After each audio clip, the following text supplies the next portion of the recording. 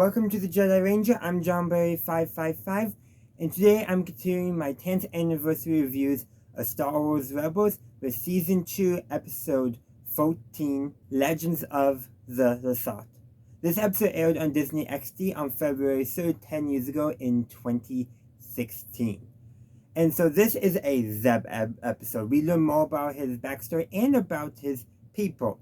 In short, we learned that he was the former captain in the Lasat High Honor Guard, and then there's a prophecy about a planet called Lasat, which is the original homeworld of the Lasat. We learned that at the end of the episode. Zeb, he doesn't believe the legend. He sees it as just a myth, nothing more.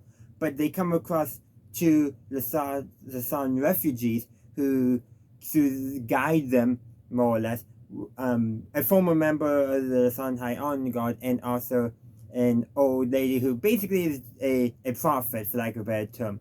And we learn about the Lasat view of the Force, the Ashla. And that might sound familiar because in some old Legends books they talk about the Ashla and the Bogan for the light and dark side of the Force. Quite interesting and all that, but basically the prophecy, Zeb doesn't believe it, but he's instrumental in actually getting them to Lasat, and they discover a whole planet with Lasat because that's the original home world. And a big part of this is very important is because Zeb blames himself for Lasat falling to the Empire, for the genocide that the Empire completed. He felt like he failed them for not being able to, as captain of the High Honor Guard, being able to protect them. And through this story, through this episode, he learns that basically he still has a more of destiny. And that there's still his people, his culture still exists in the form. And I think that's very important for his character. And that actually comes way back full circle to the final episode of Star Wars Rebels in the epilogue.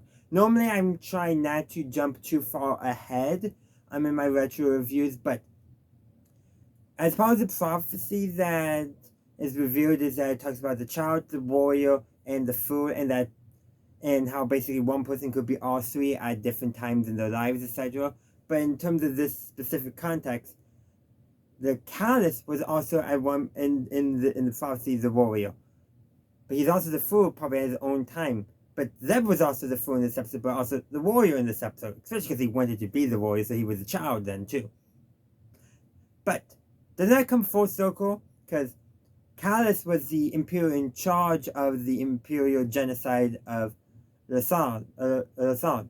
And at the very end of Rebels, he gets taken to Lasat and learns that he didn't kill them all, that he essentially he got a second chance, for forgiveness among them. And Callus, he made amends, It wasn't just like, oops, I did wrong, I'm sorry. He's like, oh man, why was I supporting the Empire for all this time? Joins the Rebels, becomes a spy for the Rebels, and that only once his cover is blown does he actually go and fight within the rebellion, because he was a spy beforehand.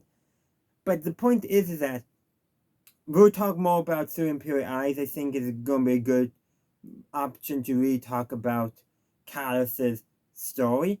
But in this episode, the fact that Callus was identified by the wise woman, whose name I forgot because I didn't write it down, to be the warrior for his role in the prophecy, indicates to me that they considered way back here that eventually Callus would join the rebellion, would betray the Empire. It makes me think that's what they consider, given how everything goes and what they did at the end. Or they just thought, you know what, let's tie up the rest of Callus and Zeb's story in a nice little bow, which is also what I did. I bring that up because, while normally, like I mentioned earlier, don't talk about future things, the way this episode lays a seed that probably none of us really considered and we can only see in retrospect is worth discussing. And to discuss it, we have to bring up the events that we saw after this episode. But this episode, like I said, is really good. There's also Hondo Ohnaka in here, and he also, I think, plays the role of the fool at several points in the episode as well. But in short, he contacts Ezra to help transport the two Lasat refugees, but he betrays them to the Empire for the reward, but because he knew Ezra and crew would be able to rescue them. Then he betrays them again to the Empire, but this time he contacts them and says, hey, the Empire is coming. How close is it? That's the boat. He does that, and then he helps the Empire track them. But it's like, he is such Hondo Ohnaka in all of this. But there's also a moment where Ezra tells him that you were never going to get your finder's fee. And he's like, he learned so fast. Like, he's proud of Ezra for ripping him off. Which is actually a very Hondo thing. And that's why we love Hondo as a character, because he just is Hondo. The other day there was a post somewhere online. It was a share from, like, I think it was a YouTube video of a Reddit post of a Tumblr post or something like that. You know how those things get online. But basically, all the crazy stuff that happens in the Clone Wars, Hondo Ohnaka with his own bullet point, no context. And that perfectly describes Hondo as a character and his role. Yeah, he helps the rebels, but he also betrays the rebels. He helps the Empire, but he also betrays the Empire. It's just what he does, because he's all about that profit.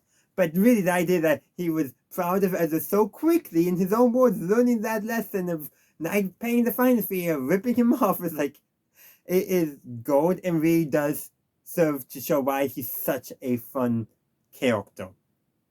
Honestly, I should do a Hondo Ohnaka appreciation video sometime. That's beyond the scope of this video, but I just loved his role in this episode. I also love too how Ezra and Ken help with the Force to provide strength to Zeb doing all this. Not the counseling also too, I think a little bit, but also like when Zeb was using his bow staff, like the ancients were so a different configuration, they put their hands on him. And I interpreted that as channeling the Force, helping channel the Force through him so he could fulfill the prophecy and direct the ghost to Liu Sansu. Basically a collapsed star, more or less. Basically a very bad space phenomena. So yeah, there's a lot of great moments here and there. And this is a really good Zeb episode because we learn his backstory. We learned that he never told anyone on the Ghost crew his backstory. Like, at least Hera probably can as well. At least knew a little more about Sabine's backstory, even though she didn't share it with a lot of people. At least Hera knew. Not even Hera knew Zeb's backstory. They just knew he was a Lasat. That was it. They didn't know any of it. But now they do know. And also, with them learning, you can also see maybe a bit of an opening of Zeb. He believes in his culture's legends and myths again, because he lost that. So it's a very fitting episode for Zeb, and we just get that great character development for him. And like I mentioned, he learns that he isn't one of the last of the Lasat. He learns that there are more of them, and that there are survivors, that there's a whole planet for them, the original home world, the original home planet. He learns that, and I think that gives him hope, gives him comfort. In Rogue One, we are first, production-wise, introduced to the line Rebellions are built on hope. Last said by Jen, who heard it from Cassian, but Cassian heard it from a bellhop on Gorman. And what does Zeb gain in this episode? Hope. And I think that makes him a better rebel for it. Of course, that's going to have to be seen in how the episode folds out. I know how it folds out. Of course I do. But I just wanted to bring that up because, yeah, we didn't know that line at the time this episode was airing too. It didn't. So, yeah, but the thing I really do want to convey is that Zeb is now in a better place after the events of this episode. And that's very important character development for him. Yeah, he's still going to give Ezra a hard time. He's still going to give Chopper a hard time. That's not going to change. But overall, he's just in a better place. And when we get to the episode where him and Kaz are stranded on that ice planet, if not, or the ice moon of Geonosis, if not for this episode, would he have accidentally recruited Kallus to the rebellion? I don't know. But this episode, I think, is really important in making that happen. And we'll discuss that a bit more when we get to that episode. But in the meantime, let me know what did you think of Legends of the Lasat. The comment section is wide open, and I hope to see you next week where I talk about episode 15, The Call. Thank you for watching my video. I do hope you enjoyed it. If you did, please be sure to give this video a like and share. Also, consider subscribing to my channel to stay up to date on all my latest content. In the meantime, thank you for watching, and as always, have a good day, a good night, wherever you are. May the force be with you always.